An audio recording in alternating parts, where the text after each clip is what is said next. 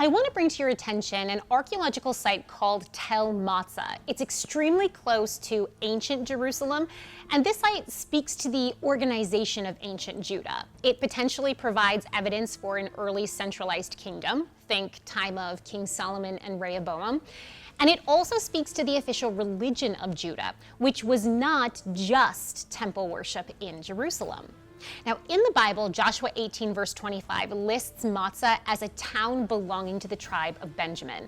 And several seasons of excavations there began way back in 1993. And the recent excavators have set up a website for it, telmozah.org, where we can see the last season listed was in 2023, but we're still waiting for those findings to be published as of mid-2026. And here's my overview of what's been found. Remains from the entire period of the Iron Age were found, demonstrating continuous occupation from the 10th century BC, think time of David and Solomon, to the Babylonian destruction of 586 BC, so the entire period of the biblical kings of Jerusalem. Multiple grain silos were found, as well as a large building filled with storage jars. So that, paired with Mozah's well-watered geography, led researchers to conclude that it was an agricultural center. And because it was only 7 kilometers to ancient Jerusalem, a royal connection's hard to dismiss. But the bombshell finds came in 2012 with the discovery of a cult center or temple at Mozah. It's been labeled a temple because of its monumental architecture. It's a big building with a layout that seems similar to other ancient Near Eastern temples.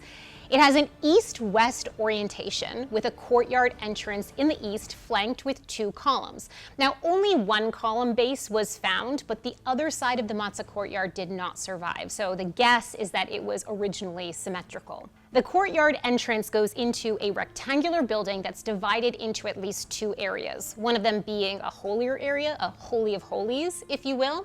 And at Mozah, this separation is represented by an elevated area with a different floor type found near the back of the building. 5 large field stones were found inside that may have been used as masabot, or sacred standing stones. In the courtyard, a few structures were found. An altar built of unhewn stones, a refuse pit containing ash, pottery, and animal bones that were all biblically clean animals, meaning they could be acceptably sacrificed, and what the researchers are calling a podium or an offering table, a roughly 3-foot by 2-foot rectangle built of stones, about a foot high.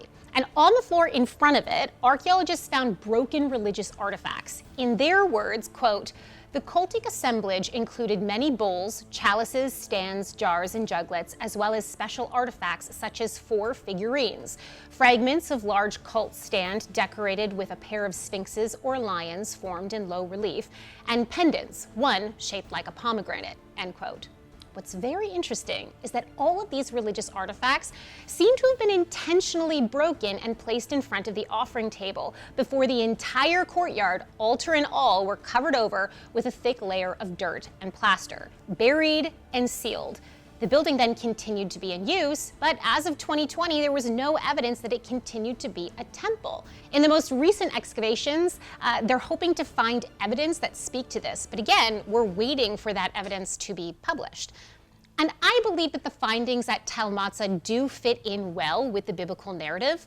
We're told in 1 Kings 11 that King Solomon, who built the temple in Jerusalem, also built other centers of worship throughout Judah, against his own earlier prohibition. We're also told in 1 Kings 14 and 15 that Solomon's son Rehoboam and his son Abijah did the same. And these are important data points because the Temple of Mozah is believed to have been constructed and maintained in those early days of Judah, right when the Bible says stuff like that was going down. The later intentional decommissioning of the Mozah temple also fits. We're given the names of 2 kings of Judah who tried to reform Judah's worship practices, Hezekiah and Josiah.